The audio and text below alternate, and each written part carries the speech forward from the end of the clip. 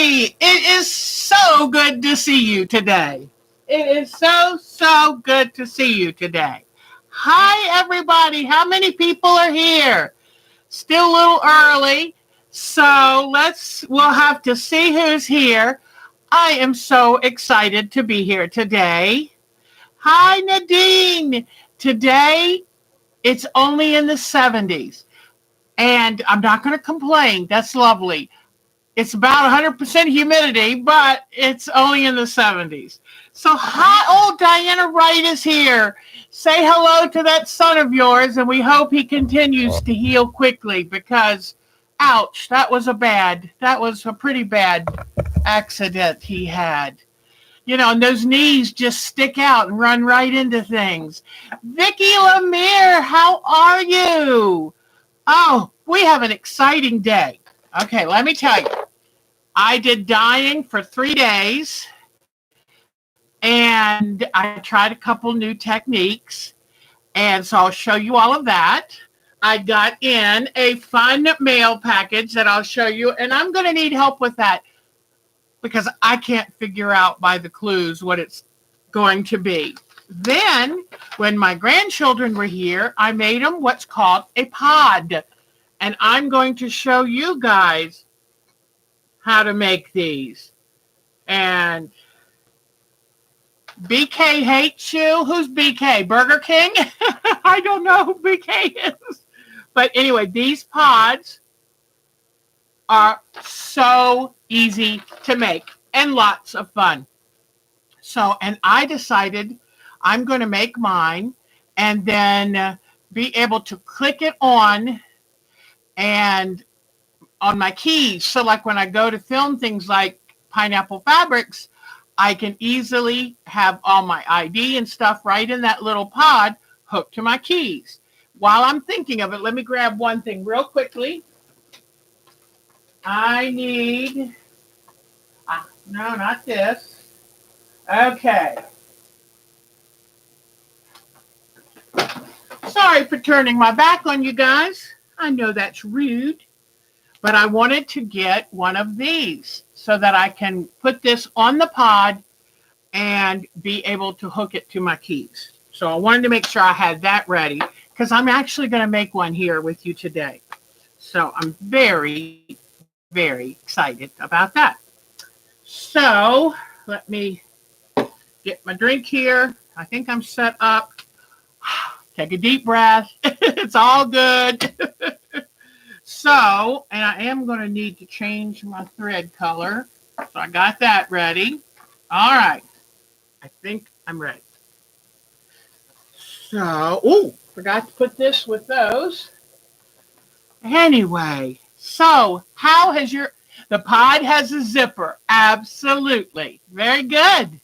And it's so easy. And if y'all haven't sewn zippers on, do not worry. They are a piece of cake. I promise. Akko is here. Susan, Diana, Nadine, our sweet Nadine, Diane 57. Hello, darling. Diana Wright. So good to see her. Kathleen Ziegler, we missed you. Oh my gosh, look at all these people. This is wonderful. It's so good to see all of you. So Bonnie is here. Oh, love Bonnie being here.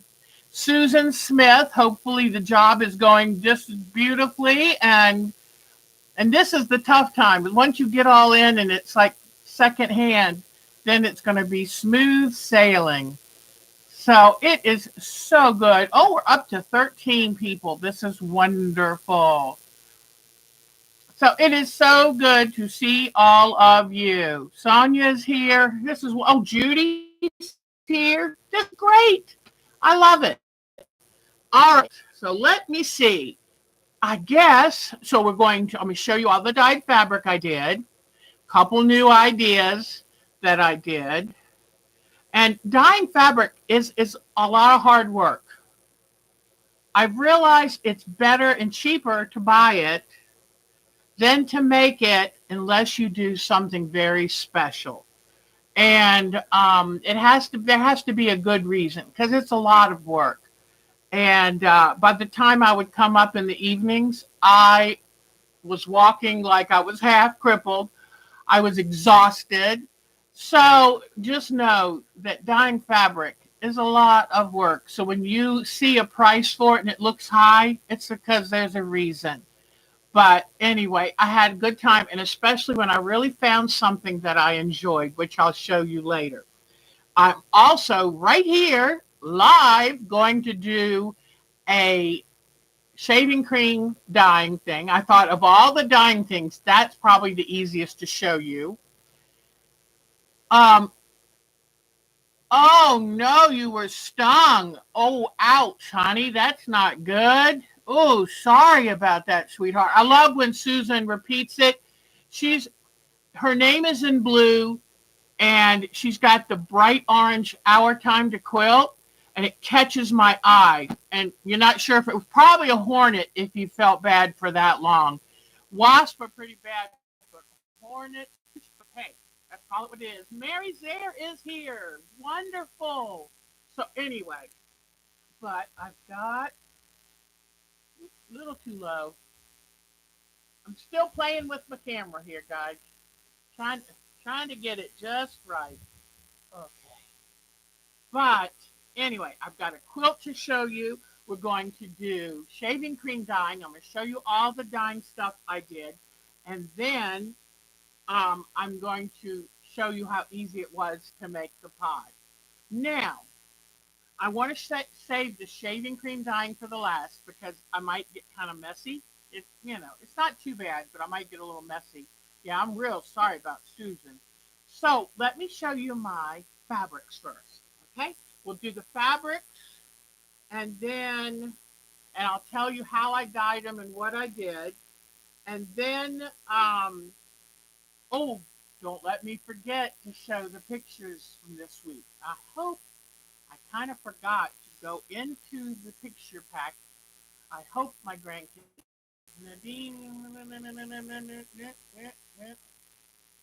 I don't think I see them. So hold on just 1 second, please, and let me run over to family photos. I wondered about this, about putting y'all's pictures. As soon as I get your emails, I try to transfer them right over. Okay, they're right here together, so give me 1 second because I love sharing these photos. I think this is so much fun. And here we go. Okay, let me transfer these. Okay, it's ready. So I'll just minimize that. And Mark was telling me that my connectivity is not the best. So I do apologize. I don't know what's going on. And they just got ready to they sent me a notice that said, this year your bill's going up $20. Well, they better, they better start having better service or I'm not going to pay 20 extra dollars. So, okay, oh, I'm sorry. We can't start looking at fabric. Yeah, how about the special mail gift? Yes. So, oh, and I've got a video too that I can show you of my grandson. And, I was making him a tummy blanket with Trapunto animals. He loves it. And so my wonderful daughter-in-law said $50 in materials and at minimum 12 hours. I said, nobody would want to pay what I'd have to sell it for. So, okay, hold on 1 second. Let me go look for this.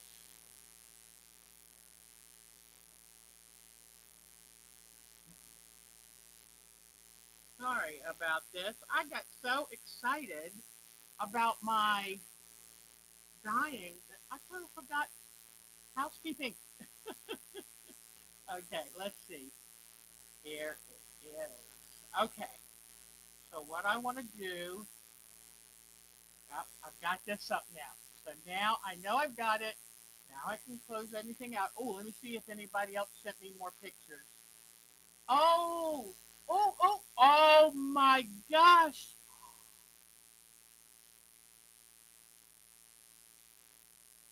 This is, oh my gosh, Nadine. Nadine, honey, may I show these pictures? I didn't know you had a long arm, sweetie. Ah, this is wonderful. Oh my gosh. This is so, I love this. I love this. Because when you guys send me pictures to show, it's like we can, now we can visualize and feel like we're there with you. This is fabulous. Oh goodness, those are wooden kiwis. They do. From just the shadow, they do look like kiwis. So, okay, let me hurry up and finish this. How do I get these? Oops, copy. Hold on, guys. I'm sorry I'm doing this. I should at least start to have some fun first, so people don't check in and go, "What? We're not. We didn't come here to sit and watch her play with her computer." But anyway, I'm very excited. Okay, I'm having a little trouble with it, so I'm gonna leave it up and I'll come back. But this is exciting. The sound is barely there. Hmm. Okay. Uh, hello, hello. Oh, I do see that problem. I sure do see that. Okay, hold on. I might need a new battery for my microphone. Hold on, guys. Oh, you get to see a close up of my necklace. I got this from Jenny Beyer some years ago. It's a man who does marquetry. There. Let me put a new battery in it. I can't tell from my end. So thank you so much for letting me know. Hold on.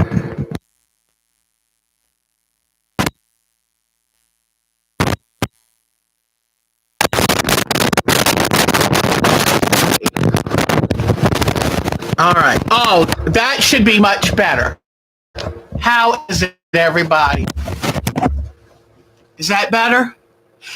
Thank you for telling me. Y'all are wonderful. I told you I can't do this alone. There's no way I can figure out everything that's going on. So thank you for telling me. That was perfect. And pretty soon the battery would have gone whoop to nothing. So yay! Thank you so much. Oh, you have to leave again for now. Okay, Kathleen. It was great seeing you, even if it was just for a few minutes. And we'll see you soon. Thanks for telling us, and good to see you, sweetheart. Thirsty. Okay. So I get this package in the mail. All day I've been dying and I'm hurting everywhere. Well, how wonderful is it to get a package? I know how I feel when I mail y'all yours, and this was so exciting. Look at this. Isn't that cute? I love the sequins. Isn't that wonderful, wonderful, wonderful? So I'm going to I'm going to find a place so we can see it. Let me put it beside the one my daughter gave me. Isn't that great? Now I have two. So she said, now she sent me a present. Isn't this nice? She was concerned because I'm on a diet. So she gave, isn't that sweet? I love it. I love it. And you know what? The color, it's kind of a coral, peachy coral. I think it'd be beautiful with some turquoise fabric. Wouldn't it be pretty in this room? In fact, you're right. Look, these curtains. Whoops. Let me see. The curtains that I made for the room have that same color with the turquoise and the peach. So I'm excited. As soon as I saw it, I thought, oh, that'd be beautiful with her. She is the elf with the mostest. And look, look at that sweet flower. So she's a scrapbook artist. I just love it for the Deb, because I call myself like I refer to myself in the third person. I usually say a Deb, but a Deb, the Deb, that's me. So somehow I didn't learn the word me. So here's clue number one, a pink feather. Clue number one. Then clue number two. What in the world? It is a flamingo ribbon put on the sticky stuff. She ran it through her sticker maker. So now I've got stick-on flamingo ribbon and a pink feather. And I sat there and I said, okay, I know I'm tired. Maybe I'm a little stupid, but I have no clue what that means. So I'm still excited, but I thought, y'all are going to have to help me figure this out because I'm not smart enough to figure this out on my own. But thank you, Miss Bonnie. That is so sweet. You know, after falling and being hurt and then losing all of my videos, it was a tough couple weeks. And to have this arrive was a joy. So thank you, sweetheart. You are the best. Now, so I've been doing dyeing, and I dye with Procyon dyes, and they are fiber reactive dyes, and you don't have to boil them. Because I don't know if you remember any of your family or whatever boiling these dyes and trying to get the dye to stick. Well, Procyon's wonderful. And the difference is with natural fibers, it has to be from plant material, not wool. The Procyon dyes is cold water dyeing, and it actually incorporates itself into the fibers of the cotton. And it's wonderful. So the best book that I love, I took a class from Frida Anderson, and she is an awesome lady. And as you can see, this is my Bible for dyeing. And I love this book. I have read it back and forth a gob of times. Here's Miss Frida. She's wonderful. And she's so talented. And let me show you a couple of her quilts, because when you see them, you'll go, I've seen her work before. She is a master of color. Isn't that wonderful? So she tells you how to do all kinds of gradations, but it's called Fabric to Die For by Frida Anderson, by C&T Publishing. Best money, $24 I ever spent.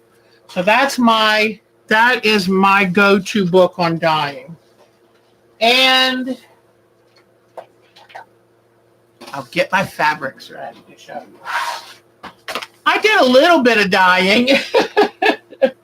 So ironed before I came on, but I didn't make it. My timing wasn't quite good enough. Mark had a fit trying to get my computer to work right. And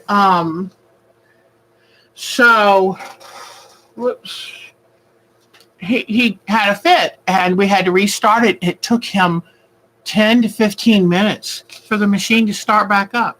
Don't know what that's about. All right, so this is some freehand dyeing that I did. And I think this was the way I started it. And it was just laying the fabric, kind of scrunching it long ways like this, and then pouring dye across to see what would happen.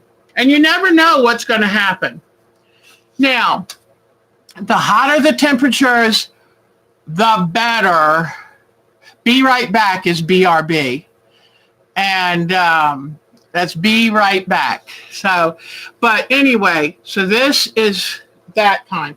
And I do these for landscapes and stuff, but I take prepared for dyeing fabric, soak it in soda ash for about 5 to 15 minutes or days.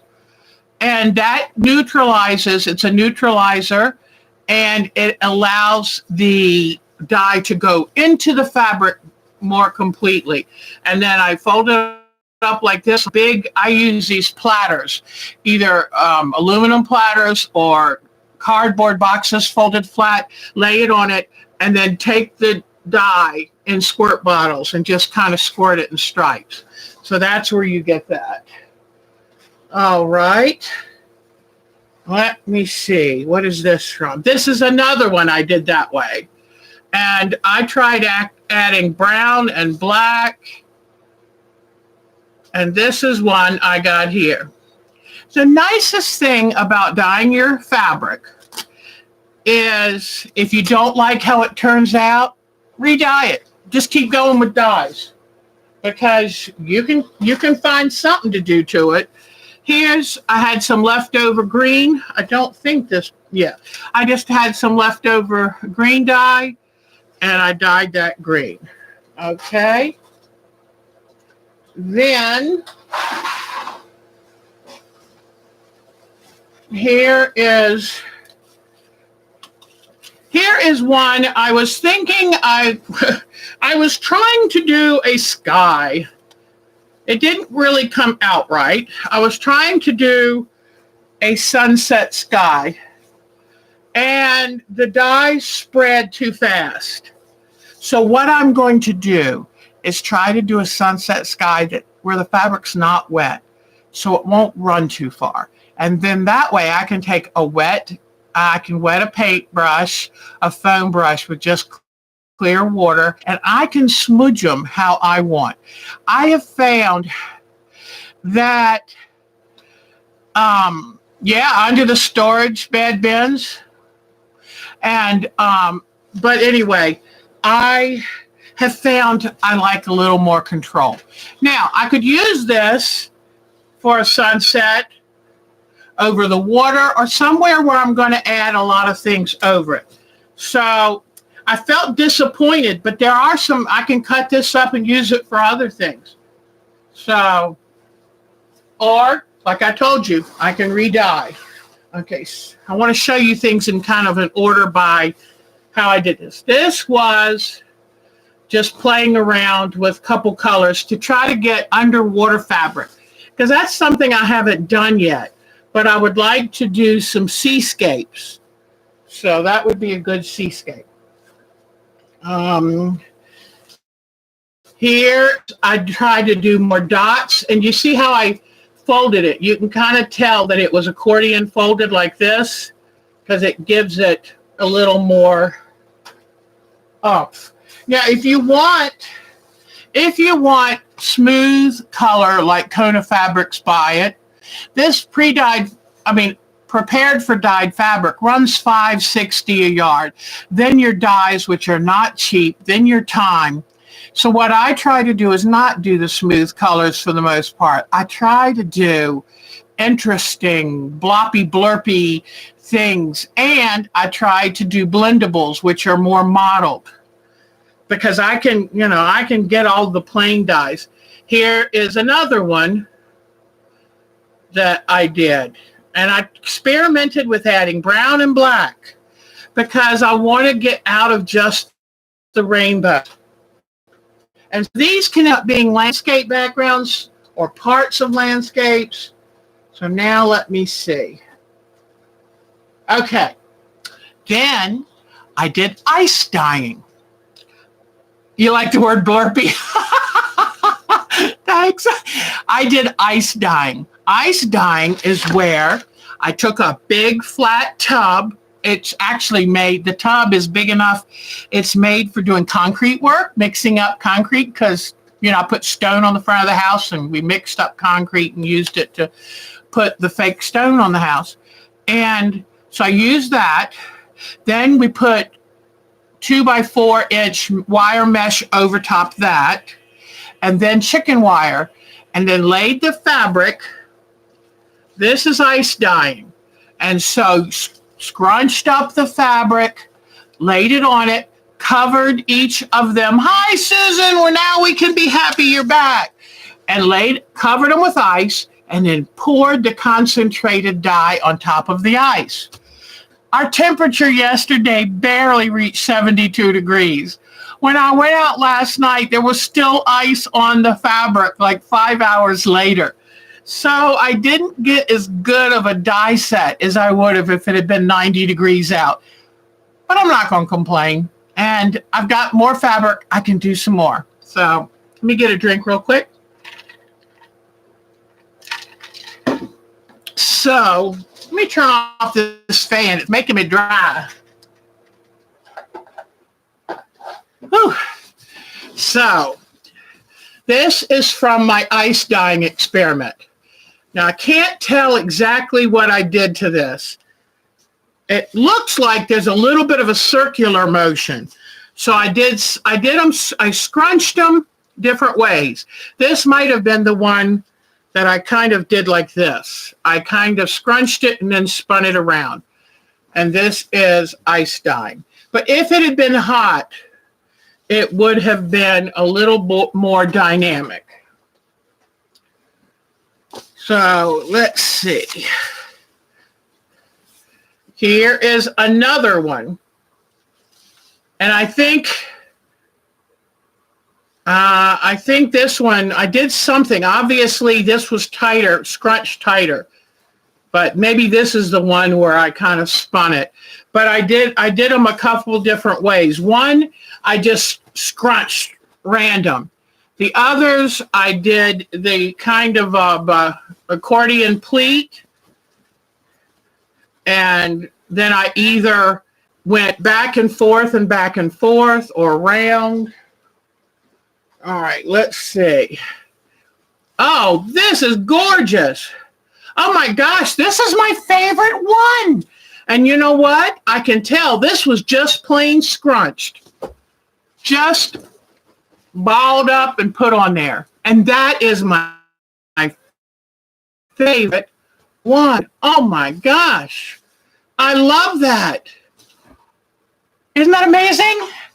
I love it. I'm thinking, man, you could use this. It looks like a bunch of flowers, and you could use that as itself, put backing and batting, and then just sew flower shapes over it. It would look like an explosion of flowers. You never know. I mean, that's the fun thing about this. And this one, now look how dull this one is. Isn't that funny? So one being so bright and this one being so, I shouldn't call it dull. I should not insult it. What I should do is call it pastels. There you go. Pastels. So, and then what is this one? Oh, this one is, I just did an experiment with all kinds of blobs. So, but understand, don't look at the fabric and go, okay, like this little piece. Well, how would I use that fabric? Look at it as a chance to pull out little sections to get a certain color, to get a certain effect. Look at it as some might need. Now I did another undersea background. This is just very faint, but I did this undersea background. Now some of the dye techniques that I still want to try are hanging a piece of fabric up, like on a clothesline, and dripping the dyes down the fabric. I thought that'd be really pretty. So I still have some things I want to try. Now, I have some fabric that I bought real good sale. The woman was selling it at the retreat. And it has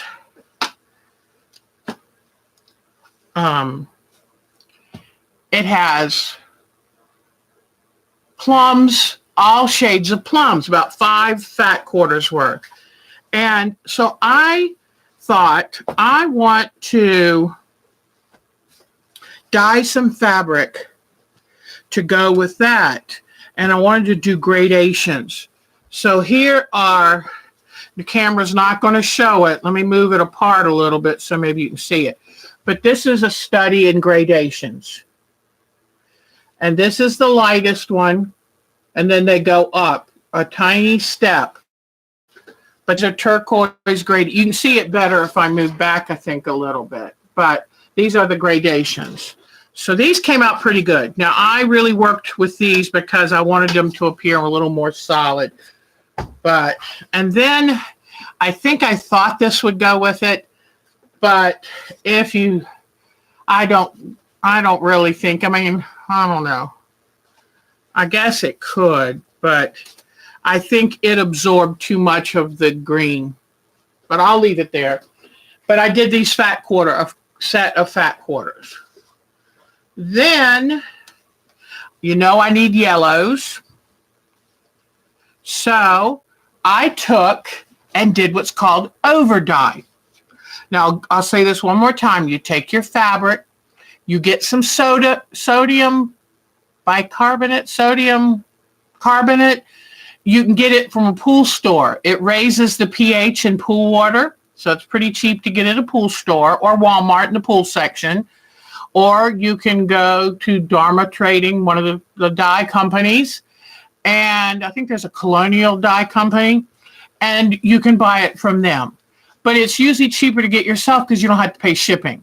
And you put about a half a cup per 2 gallons or a gallon or two in a big bucket, and it lasts indefinitely.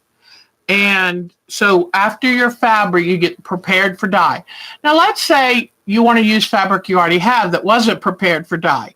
You just have to wash it real good with a nice, and then after that, you take it out wet. You have it wrung in your wash machine, take it out and put it in the soda ash bucket. And it has to sit in there at least 15 minutes, but it can sit in there a day or two, whatever. So what I did is I found I wanted to try some over dye. And because I wanted yellows, but I really didn't want just plain yellows. So I took some fabric I had, some white fabric that had this pattern on it. It was a white on white. And I dyed 2 shades of yellow. And hopefully, see, I think the camera tries to, this is the dark one. Wait a minute. Hold on. This is the light one. There you go. I think it's showing. Is it showing now? So I did over dye, and it's called scouring, where you wash the fabric really good with a detergent, and then you soak it in soda ash. And I think it did a great job. So now I have 2 good sized pieces of yellow to expand my yellow in my closet. So now I'm down to my exciting things. I thought about that over dyeing. And remember, I bought a couple weeks ago from Connecting Threads. They had a sale on fabric that I'm going to use as backing. Oh, Mark's going to go for a motorcycle ride. Good for him. He's been a doll baby. He's helped me a lot because my shoulders, when I tripped over the hammock, I hurt my shoulders. And it's been tough doing all of this dye work. It strains my shoulders. And, oh, that was supposed to be green. Now I see. For the most part, I had a lot of successes. But with dyeing, you will have some not successes. You can hear the motorcycle. And he has what looks like one of those big cop bikes with the windshield. And he's, and the hard saddlebags. He has a Kawasaki Vulcan Nomad. It's a big touring bike. It's for taking long trips around the country. And I like it just because it's big and it'll protect him. And I thought when I got it, I said, if you want me to ride, you've got to get a bike that's wider than my behind. And so, but sadly, no, I didn't. I don't like to ride a bike. I'm way too scared of them. Way too scared. So, okay. So I had this fabric I bought that was white background with the black. I forgot what that shape. So I scoured it, soaked it in soda ash, and look what I did, guys. Isn't this cool? So the red, unfortunately, was partially a fail. That's another thing I want to tell you. Either this didn't get fully scoured, or the dyes have a shelf life. They only last so long. So if you get your best dyeing on the day you mix your dyes. So instead of mixing a great big quart of it, just mix a squeeze bottle, 12 ounces. So I've got to re-dye this one.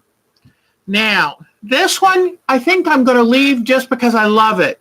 But it was kind of odd. It took some dyes and it didn't. But this was white fabric, white background with the black things on it. But I love the way that looks. So I think I'm going to leave this. The turquoise came out beautifully. But this was supposed to be green. So this has to be re-dyed because that's not green. So these two are going to be re-dyed. Then the yellow came out like a champ. Beautiful, beautiful. The orange, a little tricky. So I'm thinking between the red, not a little tricky. So I think I'm going to re-dye it a little bit. But I'm thinking the red dye was going bad because to get the orange, I did put yellow, which obviously worked beautifully. But the red is what failed because see the places where it just was yellow. So my red dye, I think, was going bad. So now I need a drum roll because I kind of outdone myself here. Now I've got to fix this one, but I saw this. I wrote Diane's quilting, Diane. I'll put it in under where the comments go. But I saw this cute picture of these two cats when I was looking for batiks, trying to get an idea of how to do batiks. Now, this one, I had a fail on it, and I'll tell you how. I haven't done a batik for years. You have to have the batik wax hot enough to really soak in the fabric. If not, it'll flake off and you lose it. So I'm going to I'm thinking of going to a craft store and getting a white paint pen and do all the outlining over again and the facial expressions over again. But I thought when I saw this, I thought it was so cute. And I might try to put it in the freezer and then crackled it and then dyed it with the black, but then saw that the dye was seeping underneath where the wax hadn't gone all the way through. The black dye was trying to dye the fabric. So I got it in real quick and rinsed it off. So it's I want to clean it up a little. Whoops, I'm showing you the wrong way. It's this way. I'm trying to clean it up a little. And then I'm going to make it for my son and his wife, and they love cats. You know what? That is a good thought, Nadine. Mark even said, Deb, why don't you outline it with a zigzag stitch, like white thread or whatever? But metallic would be cool, wouldn't it? Thank you for that. I like that. And now, here is my favorite one. I knew that I wanted to do batik and do some kind of African or some exciting print. And are you ready? This is my favorite one. And I still have some work to do on it because the black dye tends to take over. Hold on one second. Let me do one thing real quick. Hold on. Let me do one thing real quick that'll show it better. Hold on. This one I'm excited about. Now, it came out darker and less brilliant than I thought. And I'm starting to think I would like to just paint on fabric. But I'm glad I batiqued this because if I put it in the right background, I think it's going to be cool. So here is my favorite thing I did. I did this, started it Friday night and worked on it through yesterday morning. And I am so excited. What I'm going to do is cut this out. Well, I'll leave it together first. I'm going to do thread painting to make it look like all the little fur.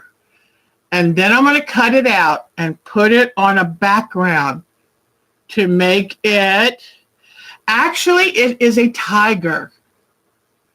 And right now it's hard to see all the whites. And so then I'm going to make a background that looks like a jungle, like he's in the shadows of the jungle. So, and I did the eyes with ink tints and then put a good amount of dye so that the eyes would retain some looks. But I found that since it was cool, the dyes didn't set as strongly. So I will be going over this with thread.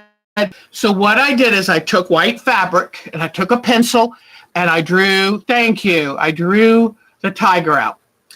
And I kind of colored in with pencil everywhere it was supposed to be the black striping. And then after I drew all the intricate little things, then I took my janting, which is chaunting.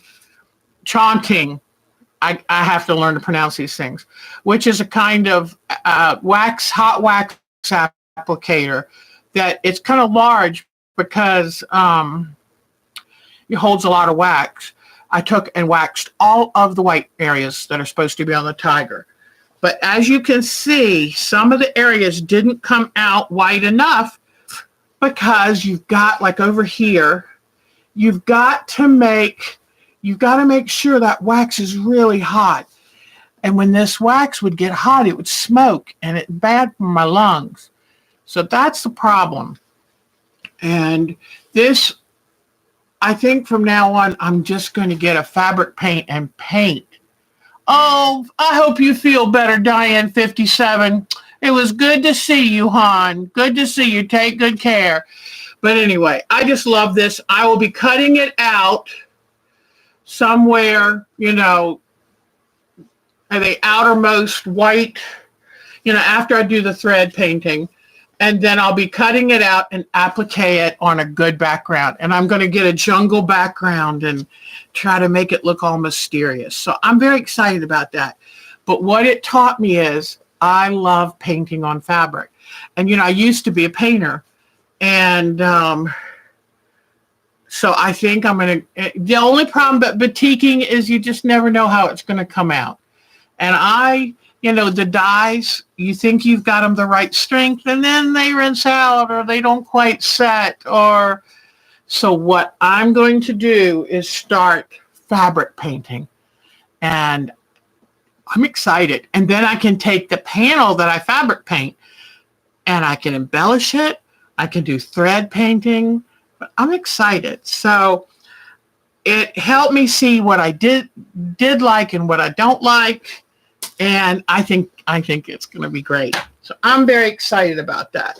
All right. Whoops.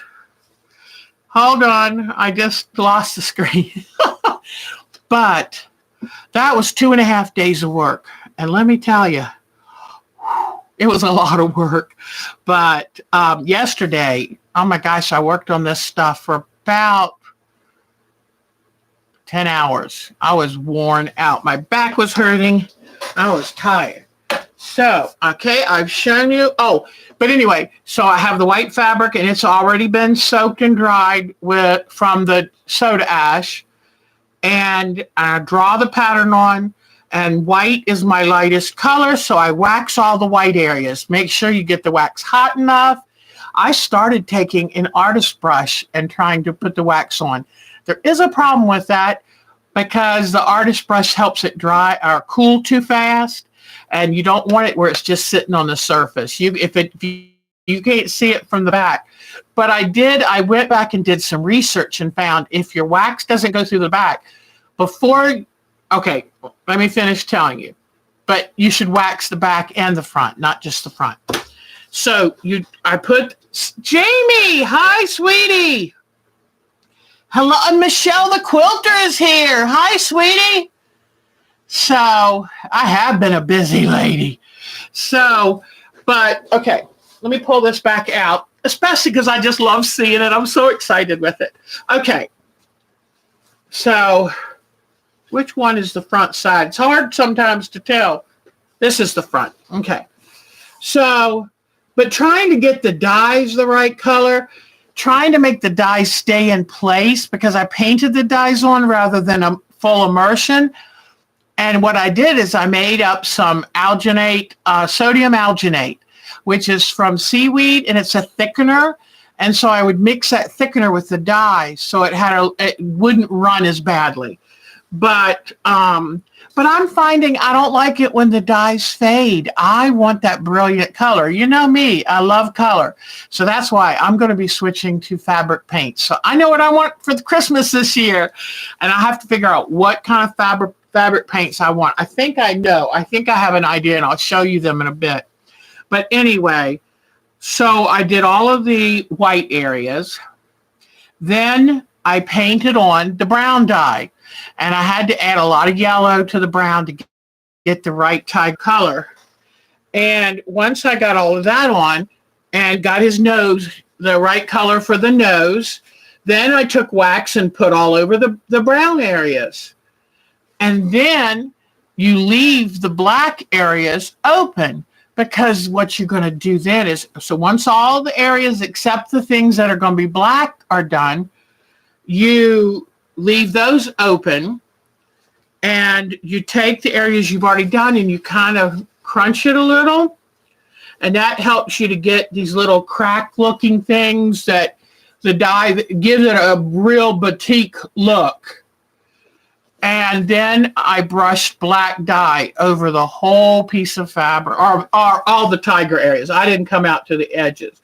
Now, where it looks blue is the colors tended to leach out of the blacks, and you got that deep blue. So then, once the black was over it, that's the last step.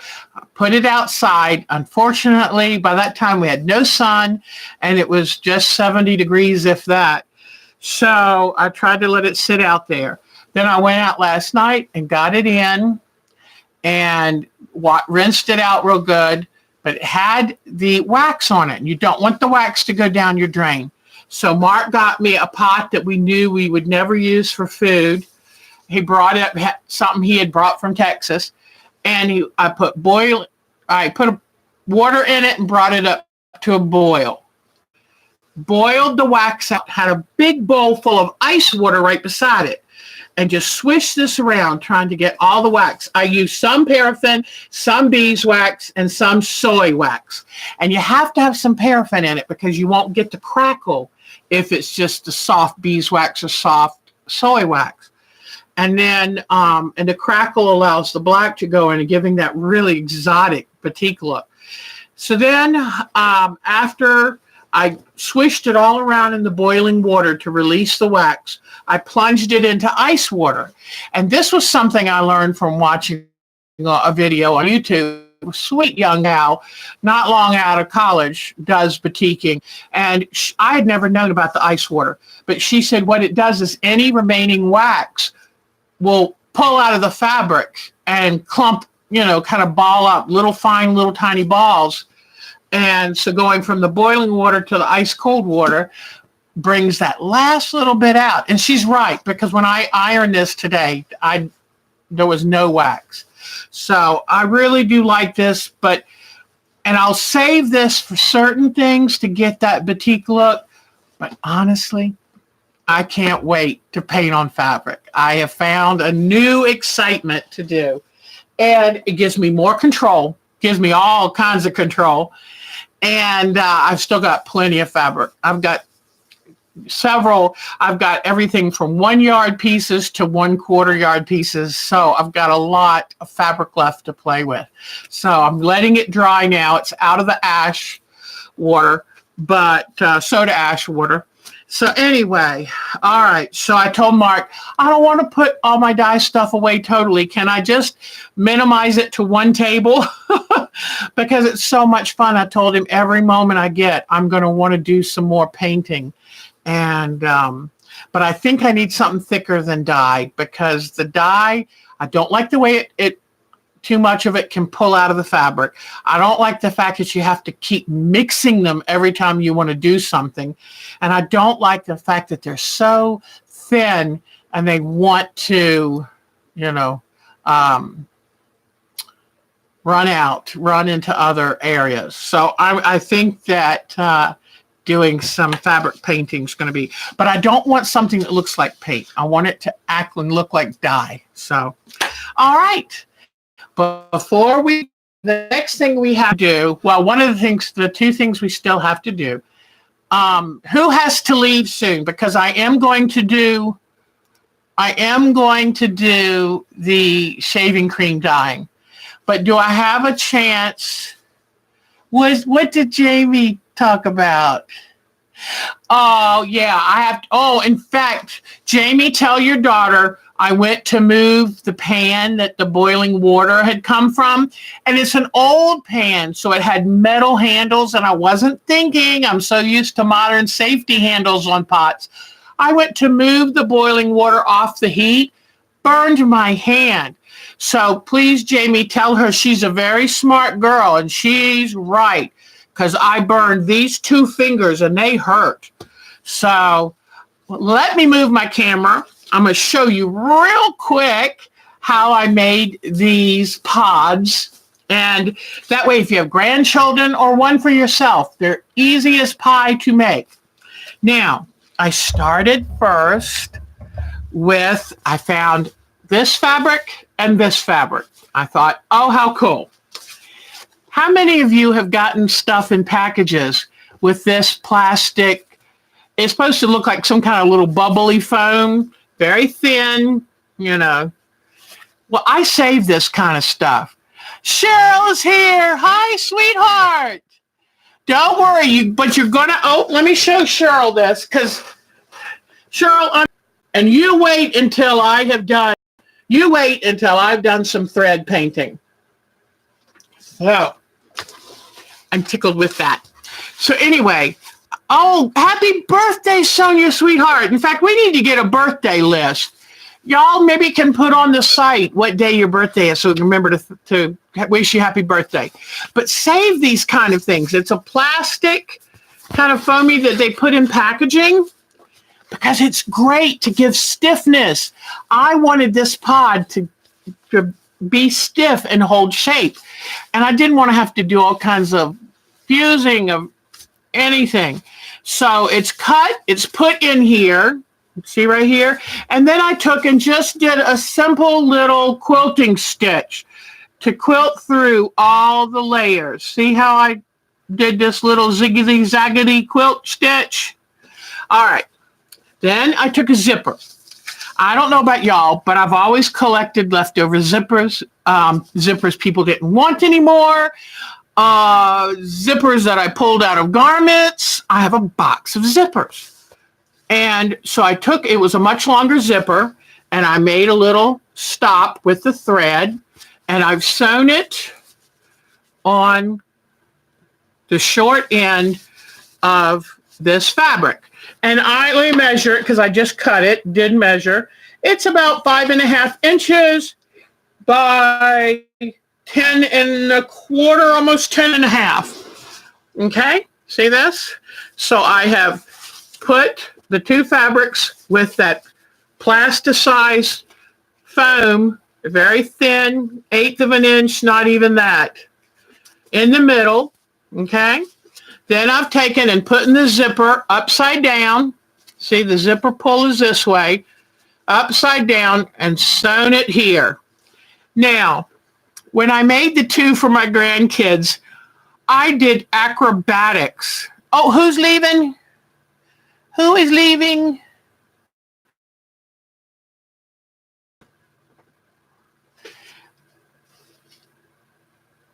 Oh, neat. And so I took, oh, yeah, because she made hers loop around. Yeah, that looked hard to me.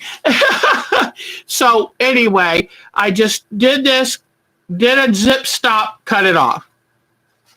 Now, before I was doing all this machinations, and then I realized, duh, that all I have to do is sew it this way. So I didn't have to have it right side out and have it folded funny.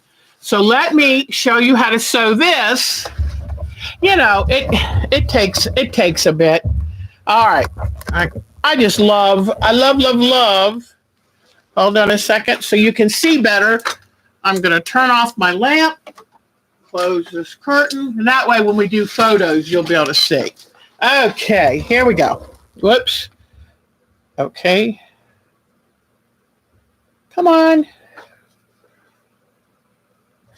Okay. All right. Okay, there we go. So I'm just going to I've turned the zipper back out to lay to this and line up my edges so my zipper will be straight. And then I've got my zigzag foot on here, but I don't need it. I'm just going to do a straight stitch, shorten my stitch length, and just stitch along here.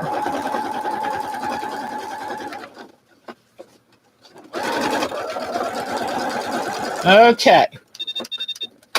Now,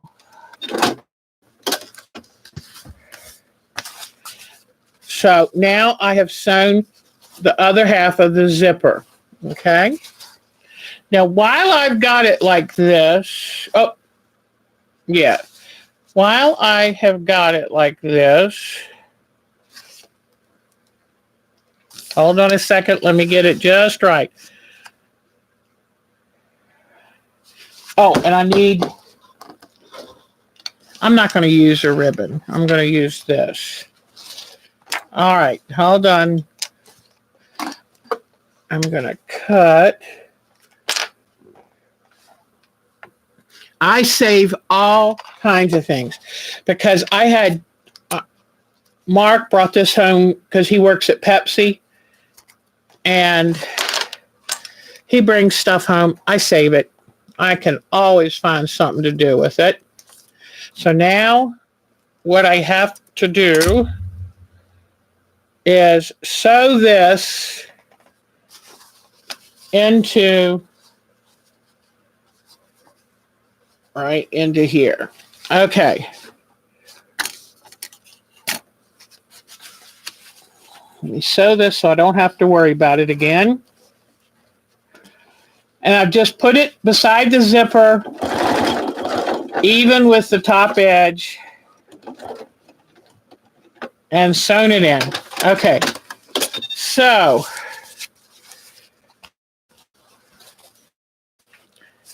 and see how I sewed this inside? So when I turn it right side out, it'll come out of the seam. All right, then I'm going to move the zipper back out of my way. I'm going to,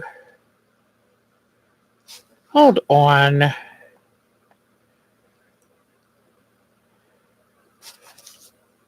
How did I do this? Okay, so turn wrong side out and stitch across the bottom. And with the zipper in, I'm going to stitch now a 1/4 of an inch across the bottom. And I found this free tutorial. If you look long enough and you're cheap enough, you'll find one.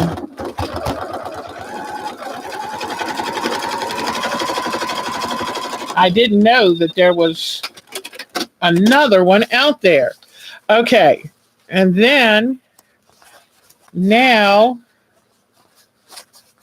after doing the bottom, and see it's the wrong sides out.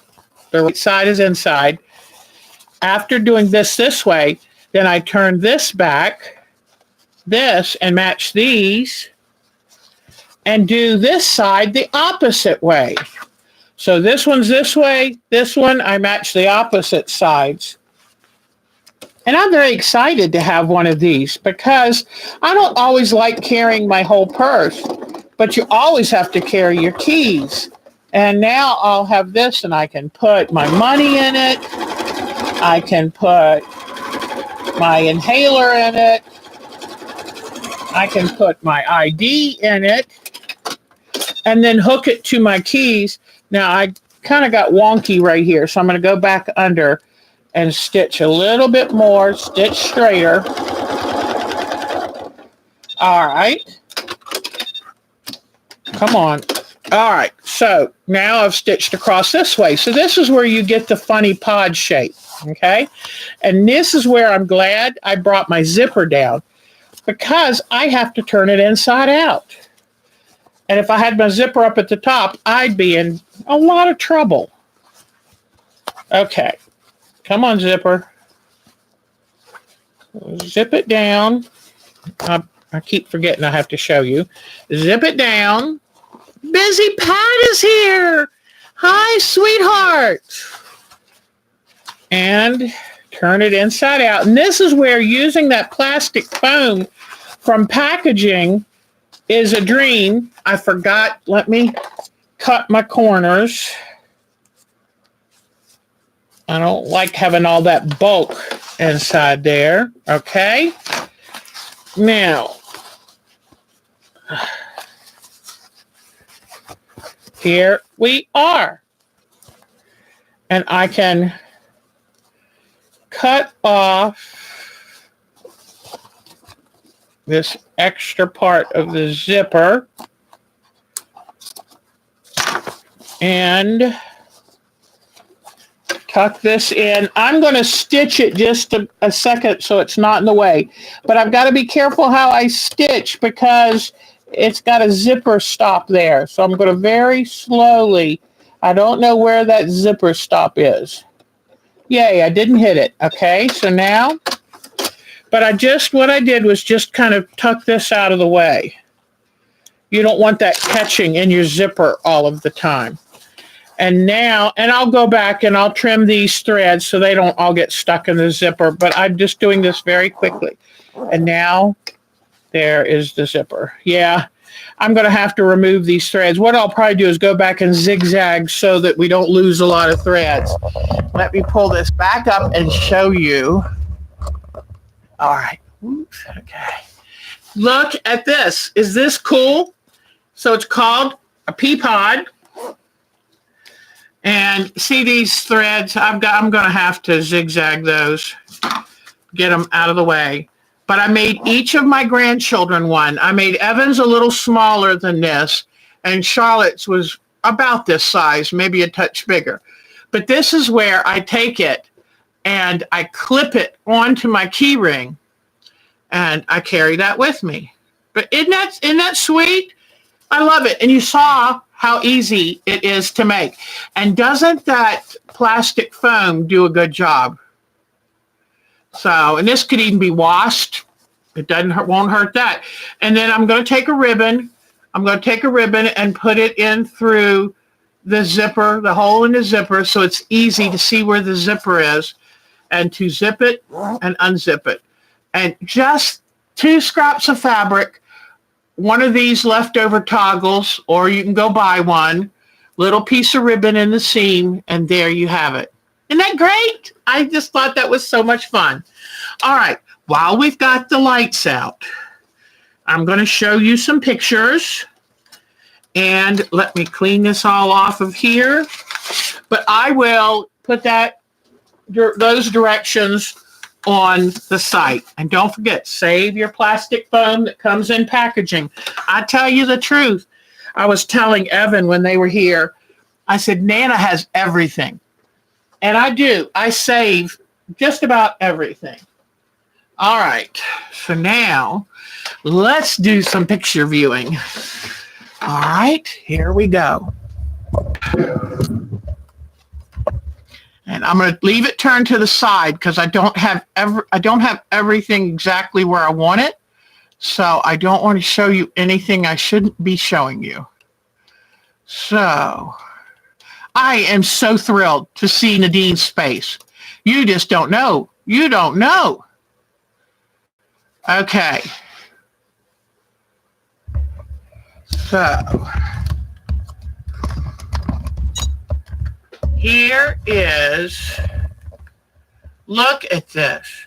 Isn't this wonderful? Look at that. Look at her long arm, peeps. This girl is serious. She can't fool us that she's a beginner quilter. Look at that. That is a gorgeous studio, and she's got one of the IKEA carts. I love my IKEA cart. But is that just, I mean, it looks like a fairy tale room. Is that amazing? Okay. Here, whoops, this one is sideways. I don't know if I can rotate it. Pooh. I'm sorry, Nadine, that I didn't check this out. But that, oh my gosh, look at that storage. That one's right. This one, oh, this is the chest before you open it up. But, oh, look at her crockery. Hold on. Look at that crockery up there. Oh, all of these wonderful pots. I have found a new show that I'm mad at. Her baskets. Those look like they have some age on them. And that wallpaper is so happy. Oh my gosh, Nadine, this is beautiful. Oh, look at her packets of fabrics and baskets. Up another one. That's her IKEA cart right there. Whoops. Hold on. Look at that IKEA cart. It's just like the one I got, and I just spray painted it because you can match it to whatever. I love those. And if you buy them from IKEA, they're a lot cheaper than the ones like from Target and stuff. I love the wooden kiwis. They're so cute. I tell you, they look real, except the one is leaning funny. And look at outside her window. Isn't that beautiful? Oh, okay. Oh, I see her wooden kiwis. That's cute. And then look at her design wall. Oh, Nadine, it's absolutely beautiful. Look at her thread rack. Oh, look at all the good stuff she's got in her IKEA cart. Oh, I see her ink tints and her paints. Oh, that girl's talented. I see a very artistic soul. Beautiful Bernino machine. Look at all her stuff. There's the golden threads paper I see. A card looks almost like a cardinal bird bisqueware. That's beautiful. And here's her windowsill. What a view out that window. Oh, I love that. Oops. What am I doing? Okay. But I've got this new show I love watching. Oh, here's another sideways picture.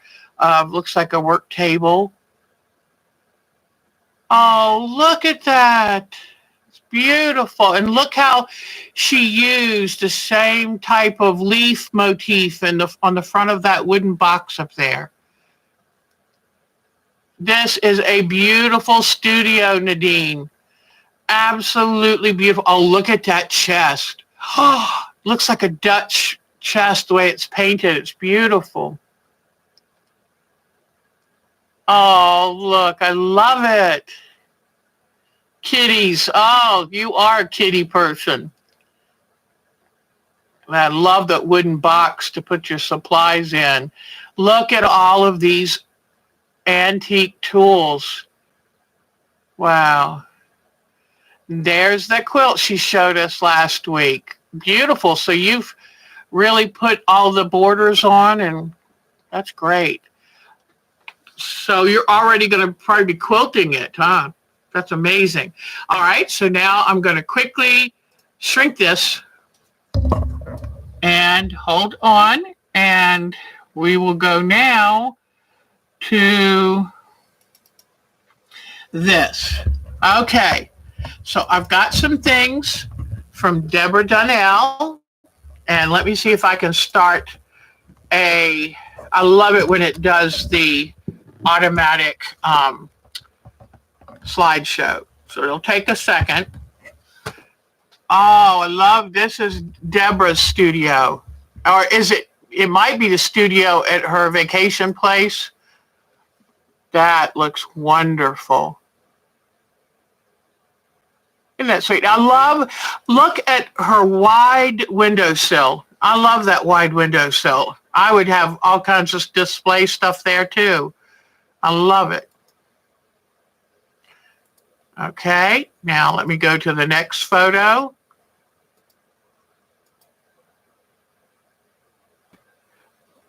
And there's her sewing machine. Looks like she might have a Bernina also. Or is it a Janome? Might be a Janome. But that is lovely. Lots of cabinet space. Terrific. Lovely table. Okay. And I thought this was brilliant. She has hung all of her rulers on the back of her work desk. Has a pegboard there, painted pegboard, so it looks nice and works beautifully. Guys, I love these photos. I have come to adore these Sunday photos, so keep up the great work. There's another view of that machine, and look at all her counter space, workspace. That looks like a comfortable chair. Really, she can put her arms up nice and high to get that weight off her shoulders. All those cabinets, all the workspace. Love it. All right, let's go to the next. And I love this blue. It's such a happy place. And look how tidy those cabinets are. Oh my goodness gracious, girlfriend. And a wonderful cutting table looking out over that.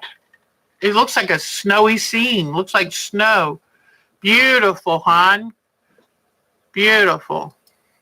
All right, let's go to the next one.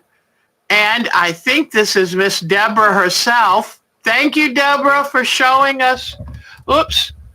I might not have had it up high enough, guys. I think it's sagging a little.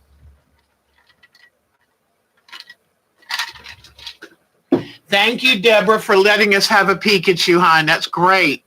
And this is where she was in the kitchen of the cabin that she just had a vacation in. Love it. Look at this tuffet. Is that the cutest tuffet? I've seen some, but never with plaid. She is one bold lady. And look at this one. That is so elegant. Beautiful tuffet. Look at this quilt. Let me enlarge this so you can see it. It's a pineapple quilt, and I've sworn I was never going to do a pineapple quilt. Oh, my goodness. All those half-square triangles. I guess they're square triangles. But, whew. I told you, see, I never wanted to do all those points. Can you imagine me doing all those points? Come on. Uh-oh. Don't act up on me now. Oh, maybe this is the end of her. Let me see. Oh, here we go. Looks like a couple placemats. Those are lovely. I have to always bring down this. Okay. Then go. Oh, look at this moose quilt. You can tell she lives in Maine. Look at this. Is that the cutest thing? Oops, my camera keeps sagging. Watch it, Deb. Oh, God, that is so cute.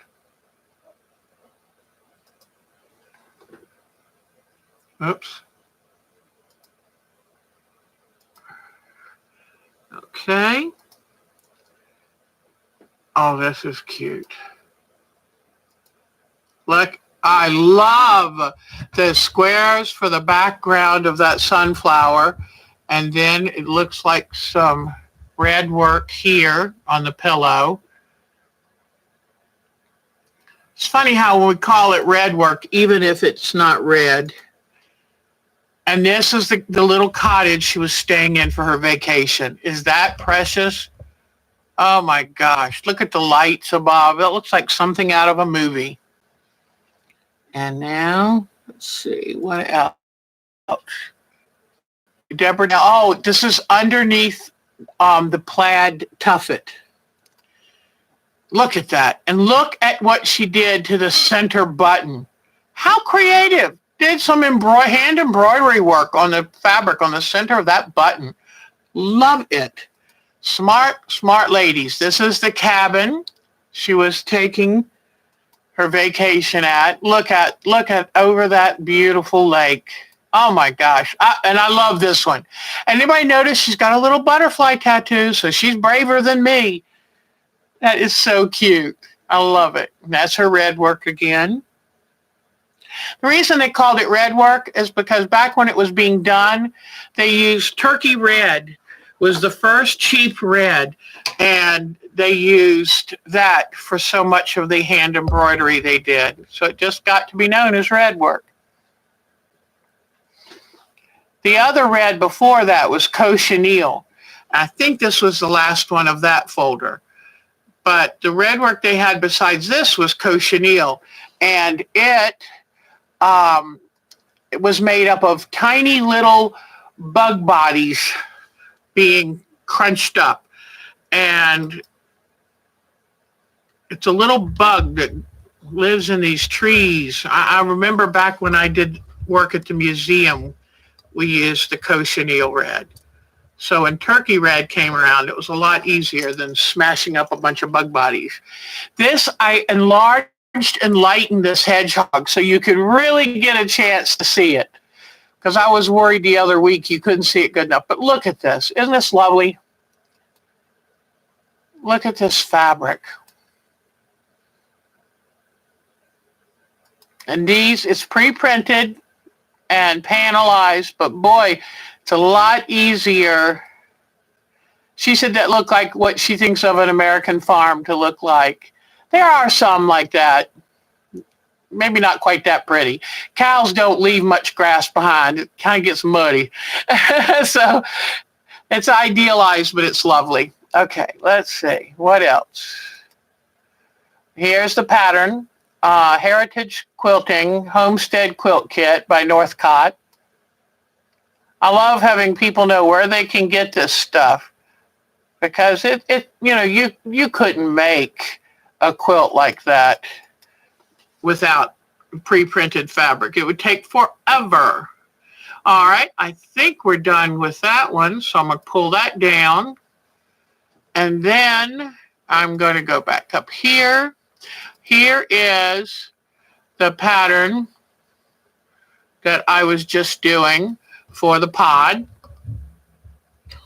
And it says, submitted by Janice Ferguson, Keepsake Smocking. Okay.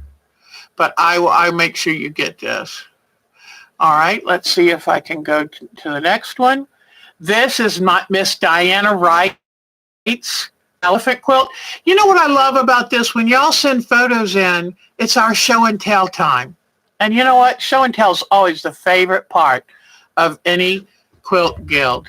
And that's kind of what we are. We're a quilt group, quilt community. I like that, quilt community. Look at this cutie pie Halloween quilt she's getting ready. Oh my gosh, I love it. Look at this. Is that just too cute? And those pumpkins, I think, are my favorite part.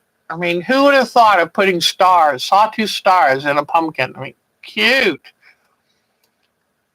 Here is a bigger and lighter photo of Miss Akko's guinea pigs, because they were so cute. I wanted you to be able to see them better.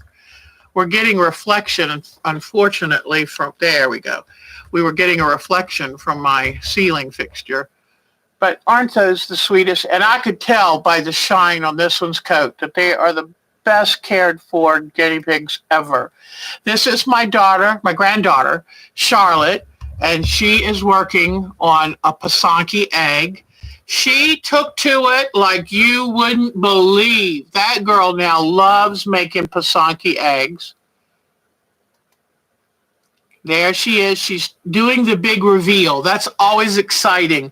It's when you heat up the egg until the wax melts and then wipe it off and that's when you can see what you really have created. So she did a a Walking Dead egg. She's so cute. She's like, I'm in my dark phase. But I love that. It's supposed to be a tombstone with a wilted flower. And oh, how cute. The Walking Dead. I said, it doesn't make sense that these zombies can walk and are a threat to you when they can't be alive. They're rotting and falling apart, yet they walk. She said, Nana, it's called fiction. So it's like, yeah, but anyway, but I was very pleased with how evenly her wax was applied, how straight so many of her lines were. And I just thought she did a very good job.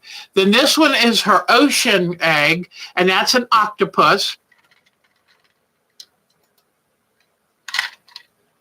She's got a shark and an oyster with a pearl,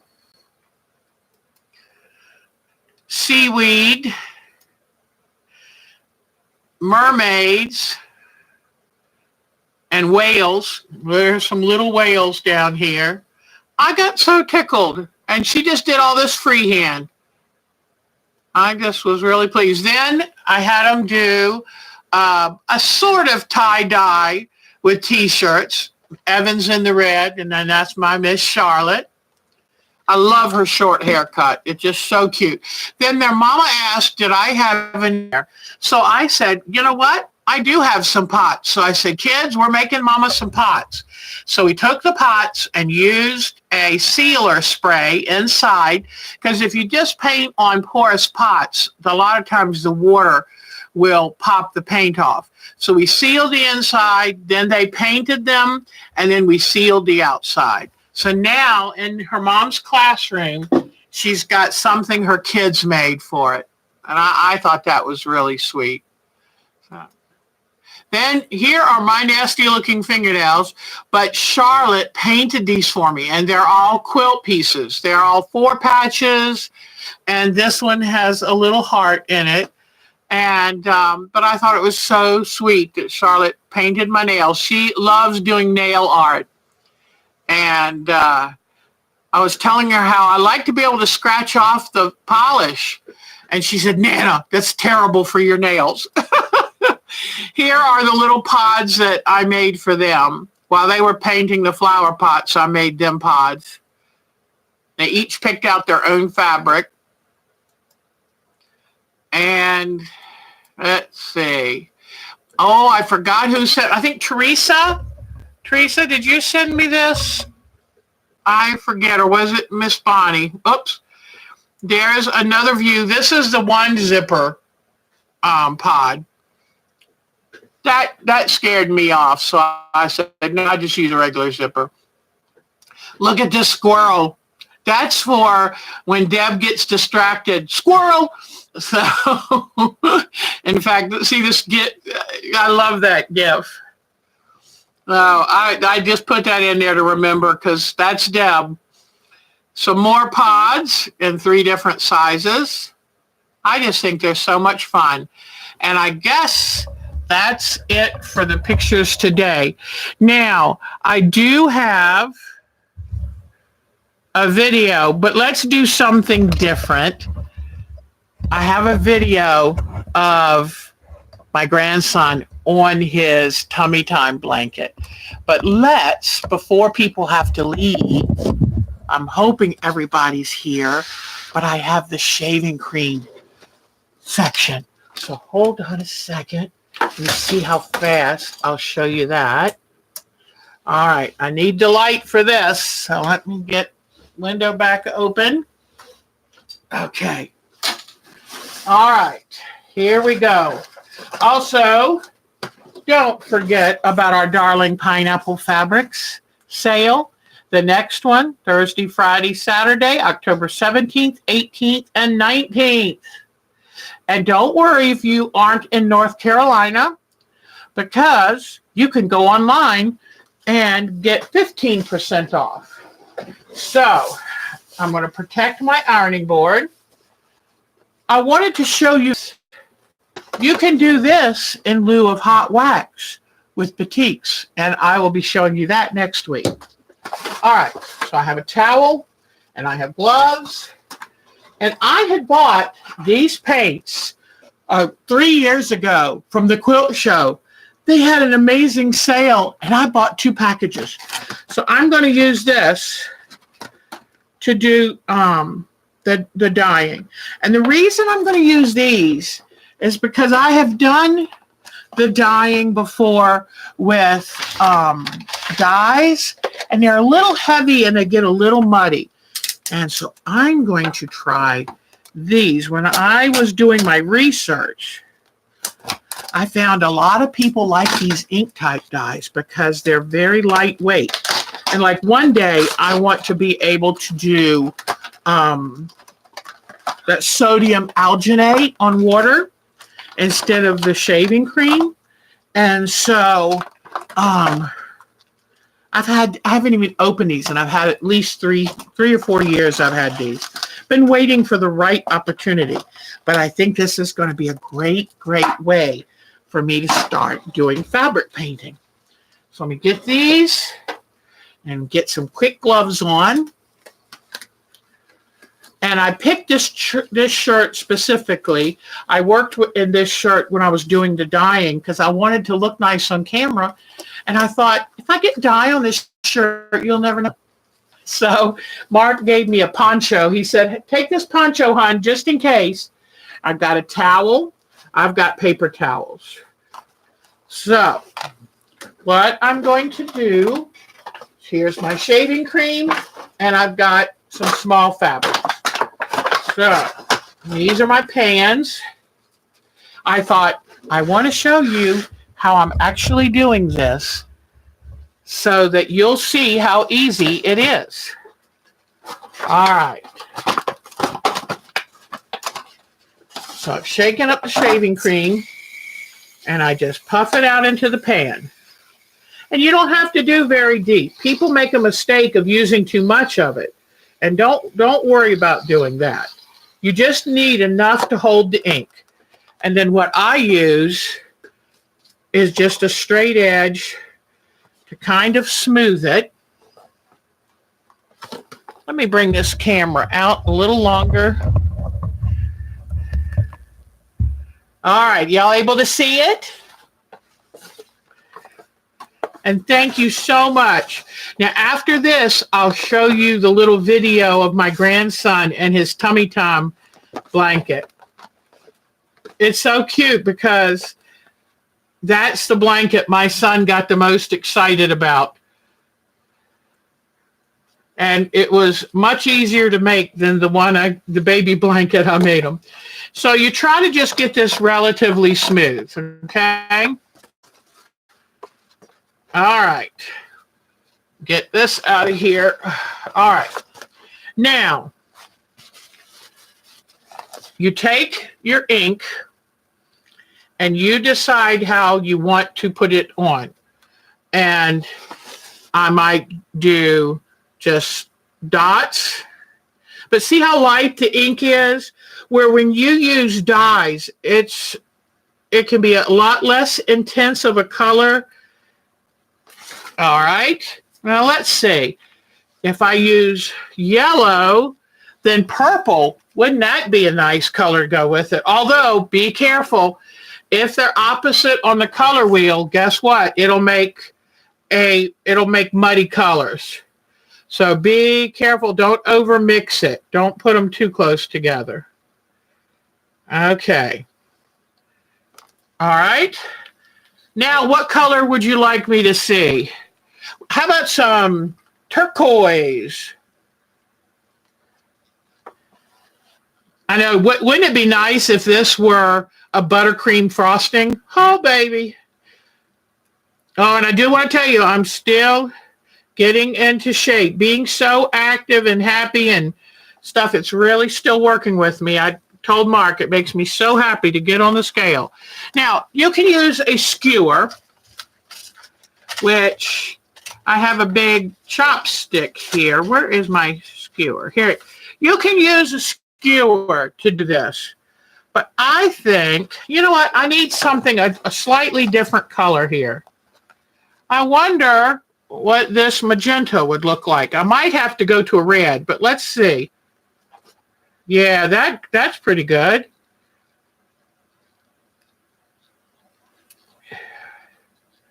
Oh, I like that. I like that color scheme. Turquoise, magenta, yellow, and purple. Little different. Now, you can use a skewer, but I also bought one of these because that way you get a lot more motion. And just skim it across the top. Don't go deep because your fabric is just going to lay on the top. And I'm doing this purposely a little less color dense because I'm going to use this again, and as I add more color, it'll become even more dense. So see this? Now make sure, go around your edges and just drag it through the top. Don't go all the way down, please. All right. Then take my fabric and I'm going to, you know what? My fabric is big enough that I'll lay this part in, press it down until you can see the design. You can, and press it good. If there's an air bubble, you won't get color. So don't smush it way down, but make sure you have got full contact with the color.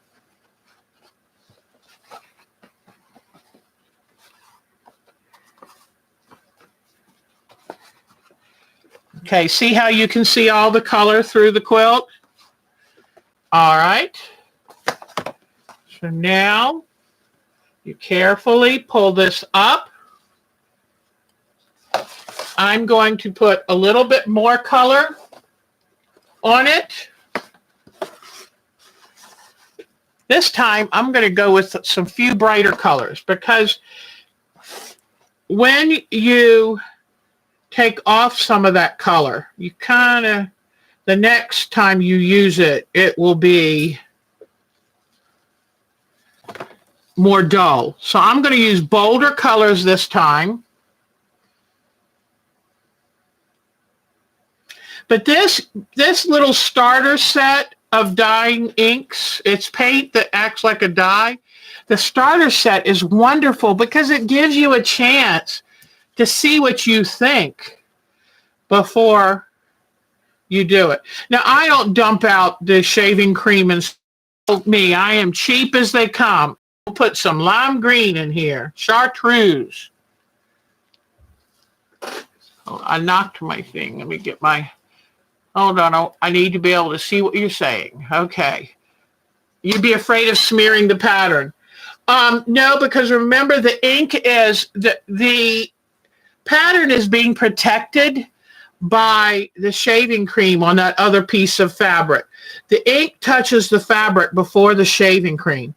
So don't worry, because you can even take and just scrape off the excess shaving cream. You don't even have to let it stay on there if you don't want to. So this is scarlet red. I don't know if I put any scarlet red on yet. Okay, so now I really deepen these colors. Now I'm going to take that comb, and I've even got one with smaller teeth. Because when I did my dye workshop for my group I used to belong to, I wanted them to try everything. We did shaving cream. We tried doing the water with the, okay. So see, that's... Now, if I had more time, if I wasn't doing it on camera, I'd be more careful to go all the way to the edge. But since I didn't finish the other part, and there's the shaving cream side. Okay, so now I'm just going to lay this one in.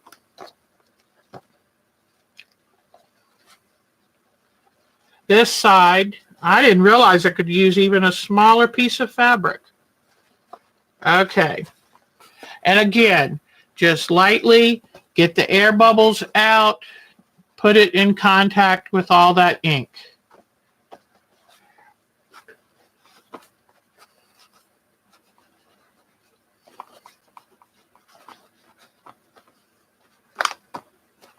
When you can see all of the design through the fabric, you know you've got it.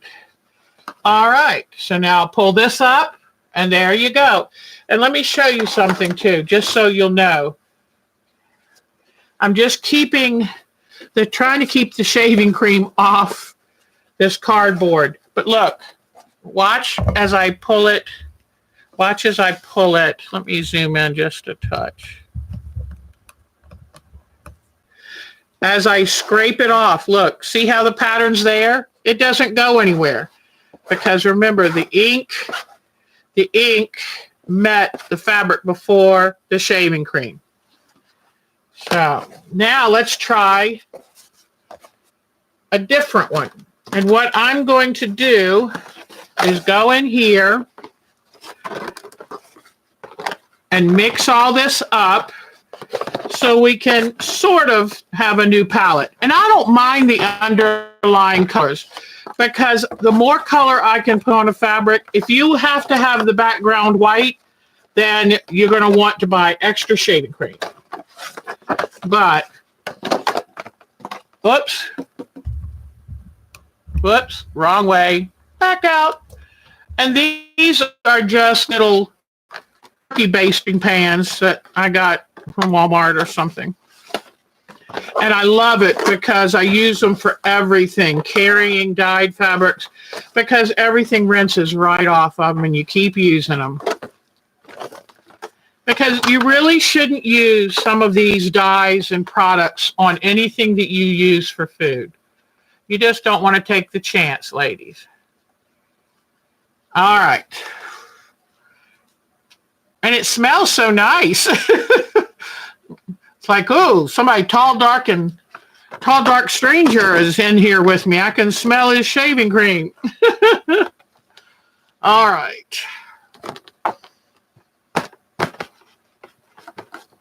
Now you see why I have this piece of cardboard here, because it can get a little messy. All right, now wipe my hands off so I can handle the dyes. Y'all have any preference for colors? Now, oh, Nadine had to leave. Oh, thank you. Okay, anybody shout out some colors? It definitely looks like buttercream. What kind of colors would y'all like to see? Now I'm going to put in a little more color, more dots, more color, because the shaving cream is no longer white, so I want some color to show. If you have any colors you'd like me to use, shout it out. Oh, look at this. Okay. So she wants some of that magenta and purple. Where'd that purple go? All right. Blue, green, and teal. Okay.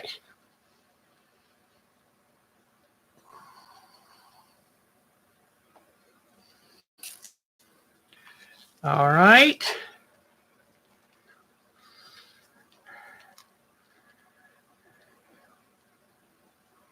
Ooh, this is pretty.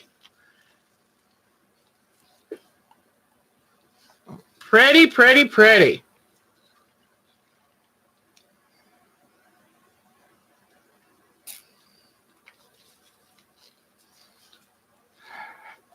All right, I think this is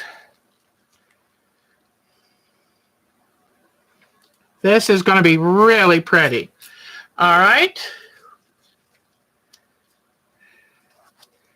Now oh my God, look at this. Look at that. Isn't that pretty? Okay, I'm using the smaller comb on this one. Okay, I just saw a little bit of a problem.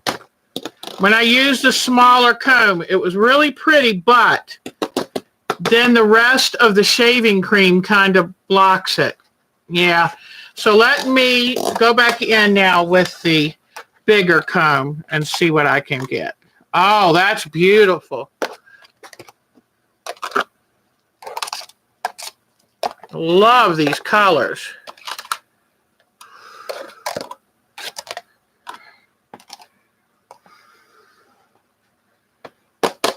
Okay.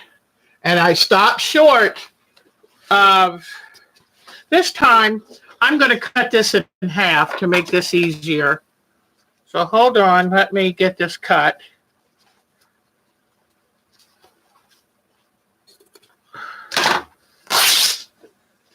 All right. And this fabric is even damp because it came out of the soda ash water. And don't worry about the edges that I'm not dyeing, because I can always take those edges and re-dye them. I don't waste anything. In fact, even the dye that I worry might not be strong enough to use to dye with, I'll just throw it in a pan with all of the extra dyes. In fact, I can take, see this along here? I will take this edge and put it up against that.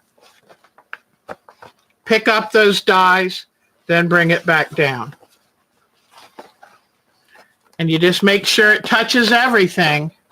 And here you go. So this is kind of a nice controlled way of doing dyeing, something that you don't necessarily have to be outside to do. Here, and I'll be rinsing them out later, I'm going to add just a little bit more shaving cream. We've got one more piece of fabric, and you know, I don't stop until it's all done.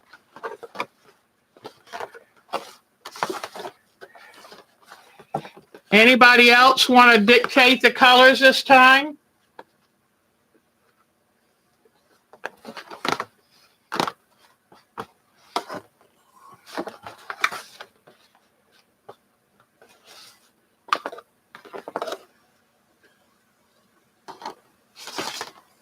In fact, when y'all are done, when we're all done on here, I hate to waste this shaving cream. I might go get some more fabric.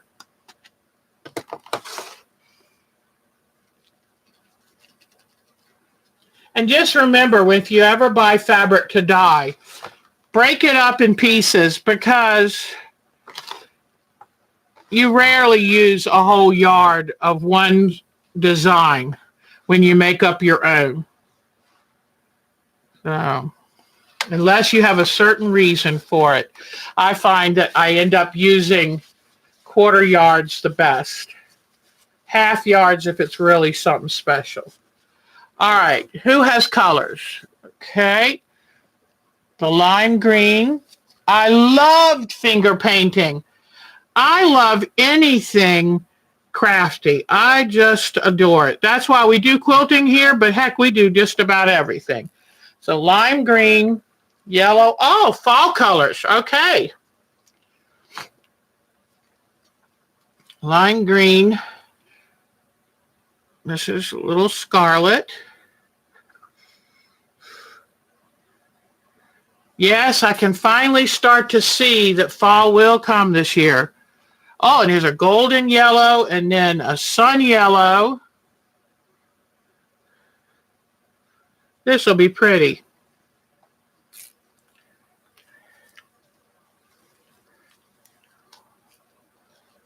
I wish I could probably make brown if I had time, but okay, here's the light yellow. Let me see. I'm going to put some more bright orange. Or did I already, is that bright orange I already put? Then what I need is a little bit of red.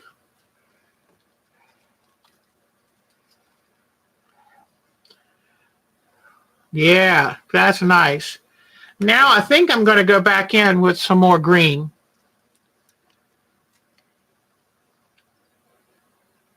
I do like using these inks better than the dyes. I think they work beautifully. And I'll come in here. I'm going to go down Then I'm going to go across. Oh, that's pretty. And then now I'll try a little bit of a swirl.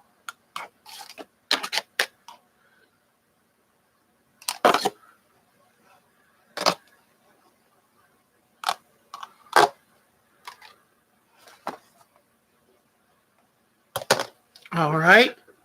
And my last piece of fabric, I'm going to drop on, before I put this on, I'm going to put a little bit more orange in there. Okay.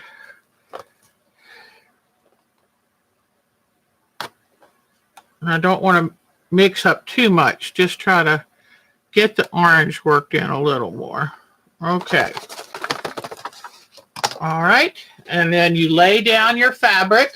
Remember, once it touches, that's what you get. So take a chance, take time, to lay your fabric out smoothly.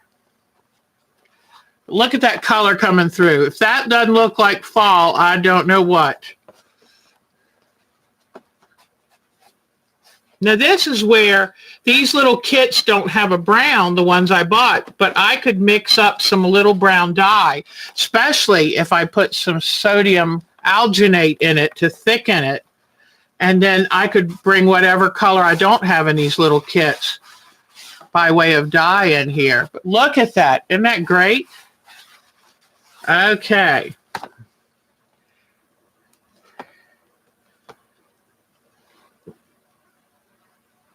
Now,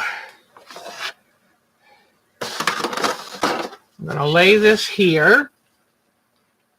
The pattern shows better on the back.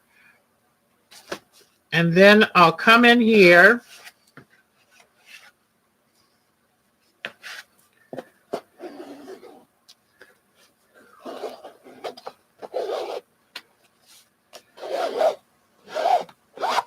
If I had a big wash basin, I could better show you.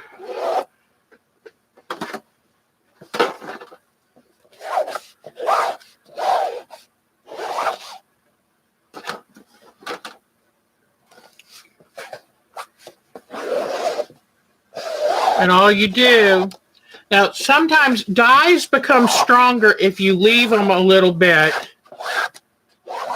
to batch, they call it, B-A-T-C-H. But there is the swirly pattern. And wouldn't it be pretty to make leaves out of these colors? So I'm going to put this together to kind of batch a little. Then I'm going to bring out one of the other ones.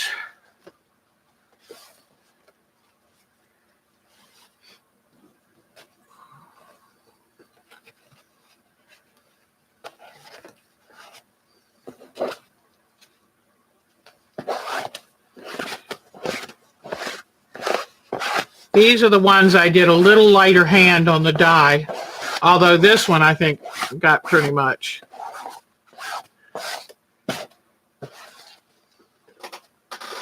And let me back out. Whoops. And I did make a, hold on.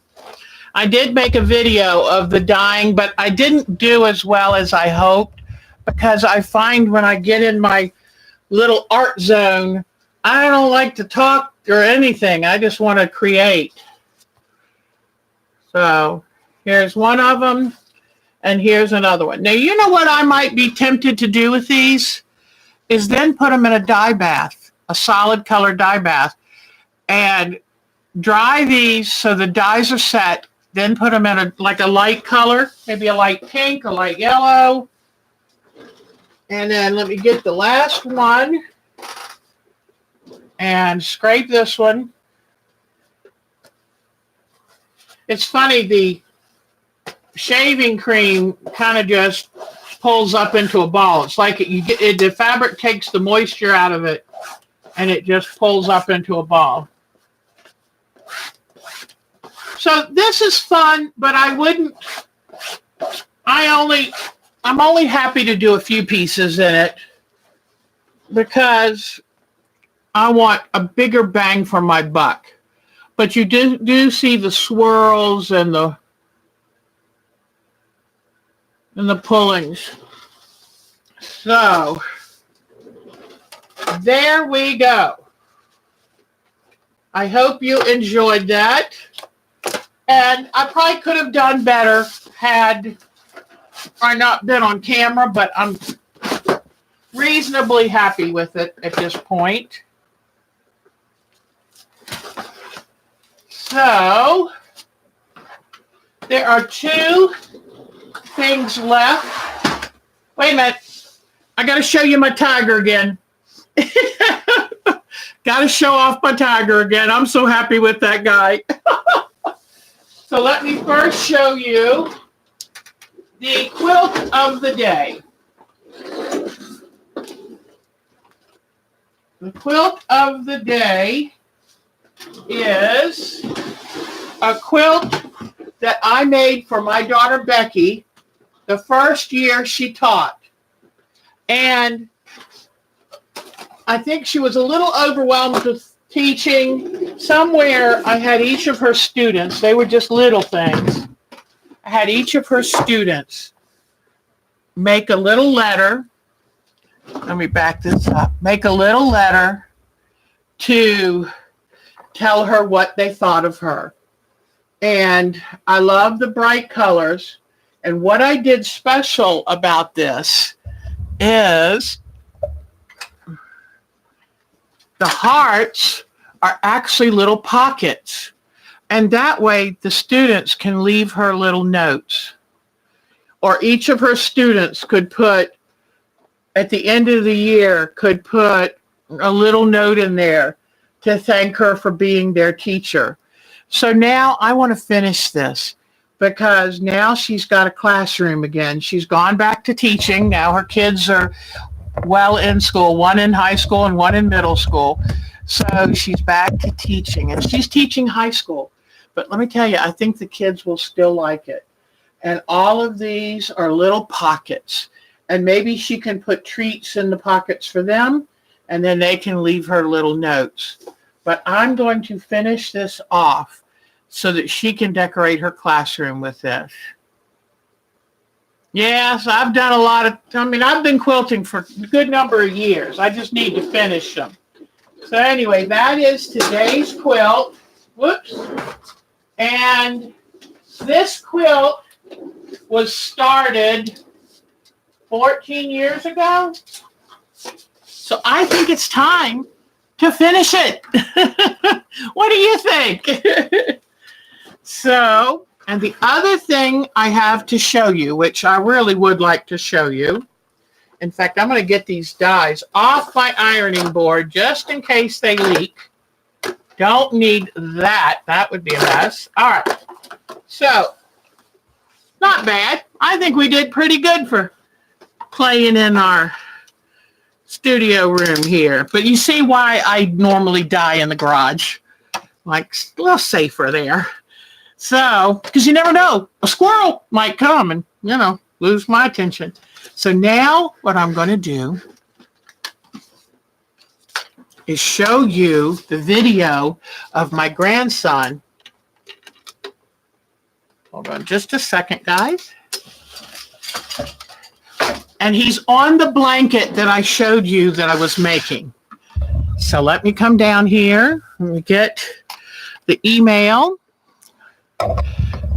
I'll let you look at something nicer than me.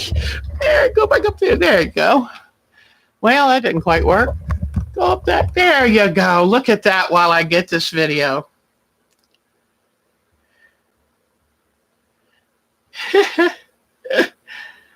It's my exercising. All right. Let me see. Now, let me try it again. Oops. There it is. Okay. Here we go.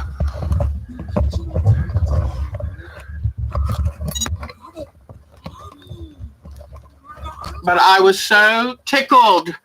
Okay, I will enlarge it. and I will back it up for you. And look at him looking at all the shapes and colors. Isn't that cute? Look, see him squeezing where they were all puffy.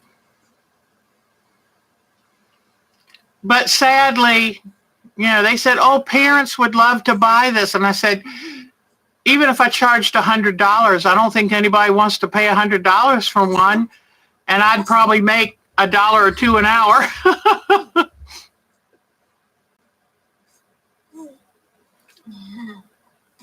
But isn't that cute? I got so tickled. He's looking at all of them. It was a wonderful panel, and I cut apart the blocks and then did the trapunto. That's my beautiful grandson, Russell. I love you, and I love my new tummy mat. I love it. Thank you. He just turned 5 months old.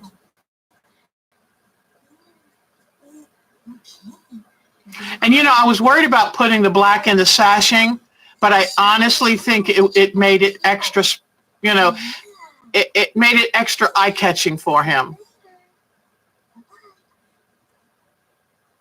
So, all right. Thank you for watching that. But I forgot to take a picture of that quilt before I sent it off, which is what I tend to do. I'm in a hurry at the last minute.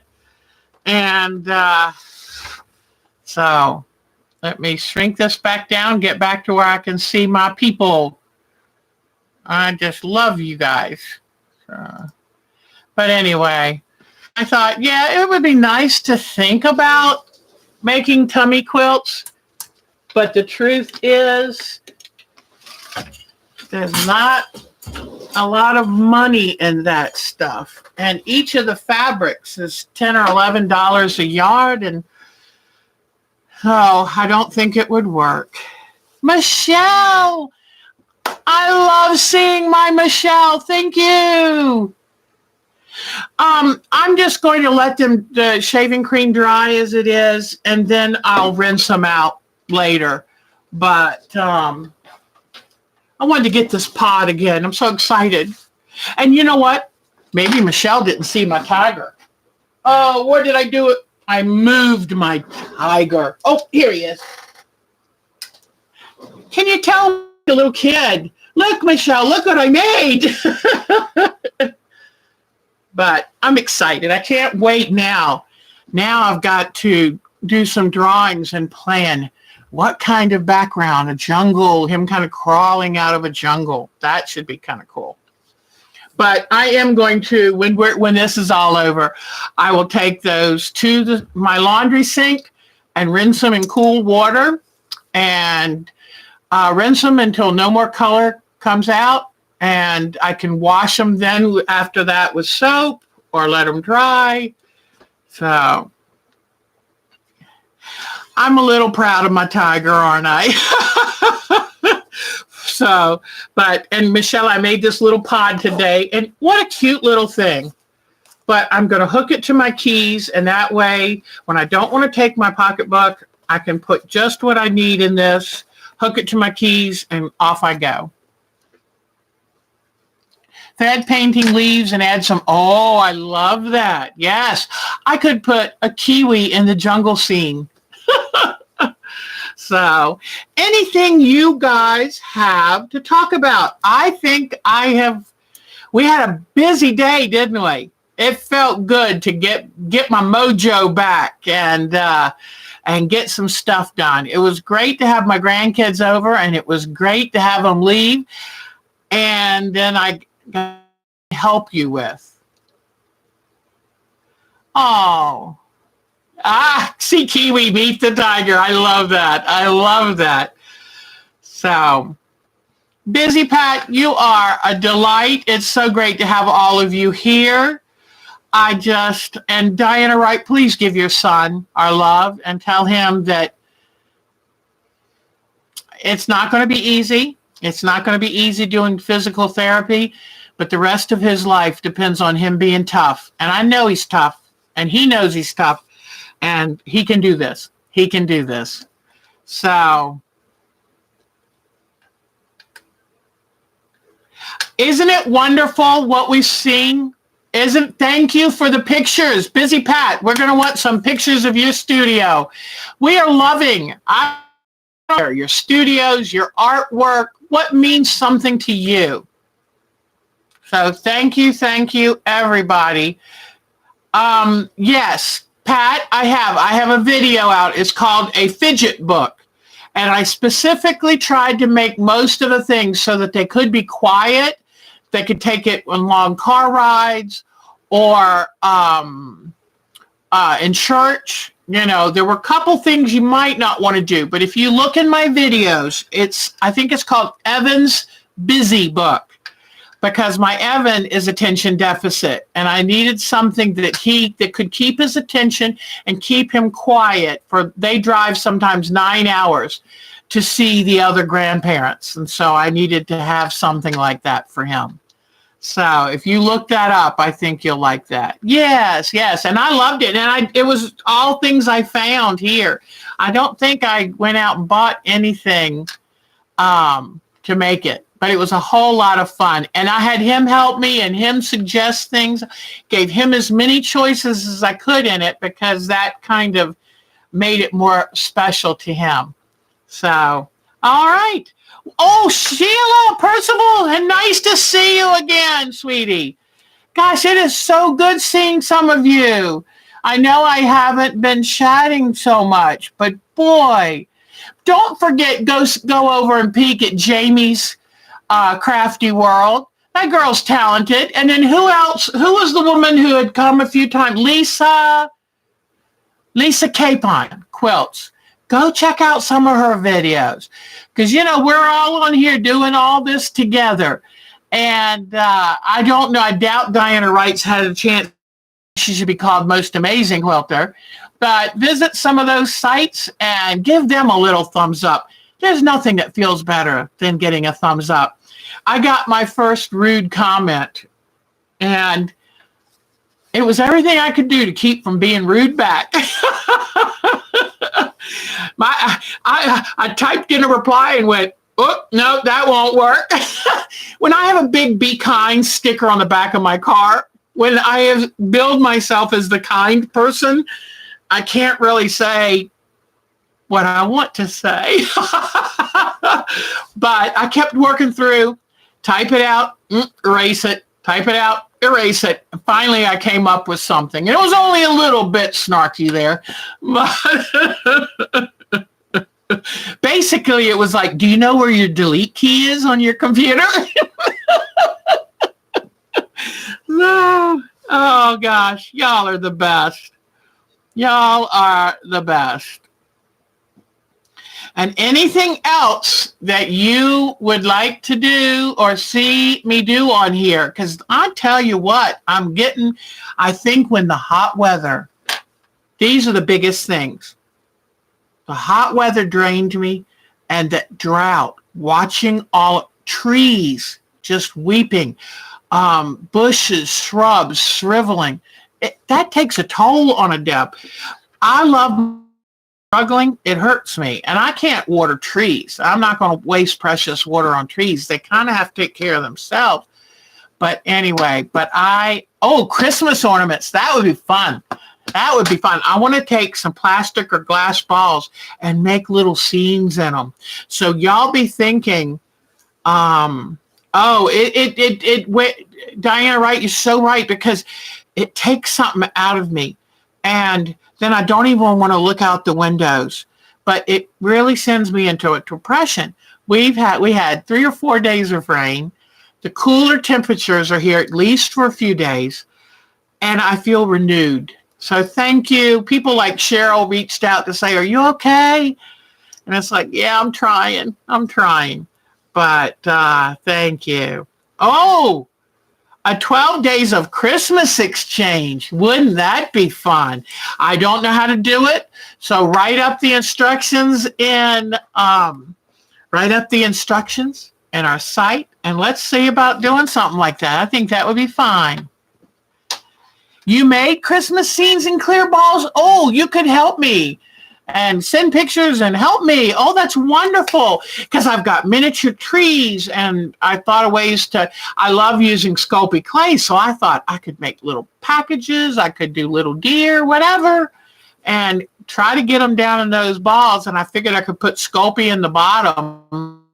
And I've got a cute thing to make too, how to make a Christmas wreath using scraps of batting. So there are some good things we could do. That's wonderful. Well, ladies, you are the best. And I want you to have a really good week and do something special for yourself, okay? Because you are worth it. And you are the heart and soul of your family or of your own life. And take good care of yourself and do something just for you. And that way, then you can be available to the rest of your friends and family. So take good care of yourself. And thank you. It was a lot of fun. And y'all are the best. And I do it for you because you keep me inspired and happy and excited. So I will see you next week for Our Time to Quilt. This is Deb Johnson. And you know who you are. And y'all are the best. So have a good week. Send me more photos to Our Time to Quilt at twc.com. Send me your photos. We love seeing your stuff. We love it. Take care. Bye-bye, sweetheart. Bye-bye. Y'all are the best. Mwah.